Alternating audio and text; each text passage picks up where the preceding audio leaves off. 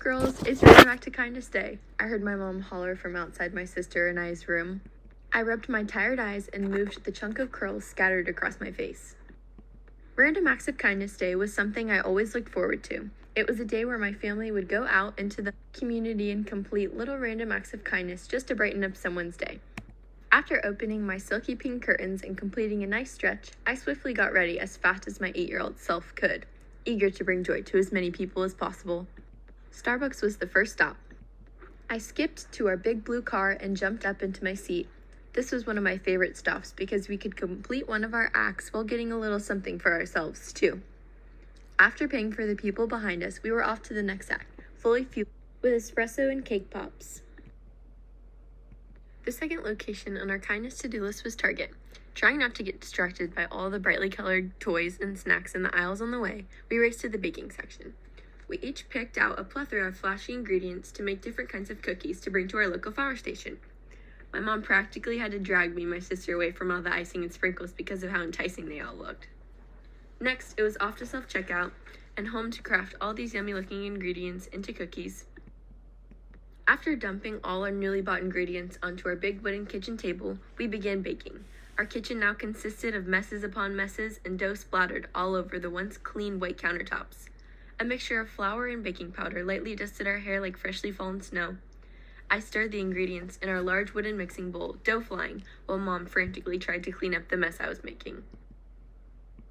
Although I was covered in a comely cookie concoction, I was thinking about how happy Station 1 would be after we gave them all these tasty treats. I know I'd be absolutely elated if I received a large plate of goodies from 2 adorable, awesome, funny, kind, and amazing little girls. The smell of vanilla extract and cookies fresh out of the oven wafted through our house.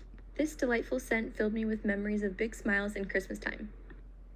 We began decorating our newly baked cookies with loads of icing and sprinkles to the point where they were almost inedible. In my little kid mind, the more sugar the better, so I loaded those cookies up. When I was satisfied with my intricate cookie designs, my mom helped me carefully arrange the cookies onto a pretty platter, in the shape of a heart, of course. I insisted on carrying said platter to the car, so my mom and sister walked on either side of me just in case I dropped it. I was known for being the clumsy one in the household. I felt like the queen, with her secret service trailing behind her. I imagined a big purple crown and a long silky cape trailing behind me. I was instantly filled with confidence, but those feelings quickly began to melt away as we pulled up to the red rectangle building. "Maggie, go ahead and bring up those treats," my mom encouraged. "Oh, okay," I replied apprehensively.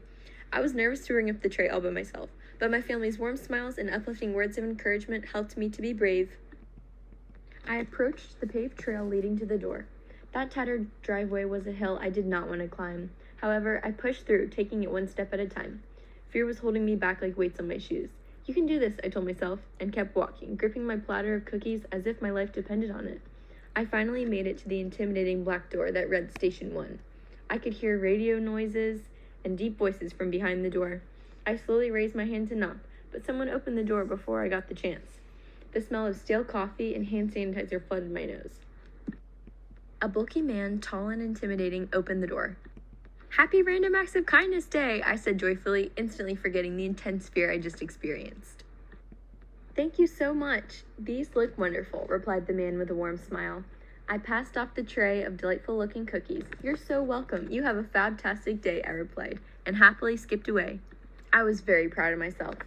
Back in the car, I talked to my family about how nervous I was to go in all by myself, but I'm glad I did it. I felt overwhelmed with joy. "Mom, I feel like I just won the lottery," I exclaimed. "That's what happens when you do something kind, Maggie," she replied with a proud smile on her face. That day, I learned that kindness pays off, and being brave is hard sometimes. I also remembered how good it felt to do something good for someone else. Even though it was scary, I'm so glad I got to do something kind.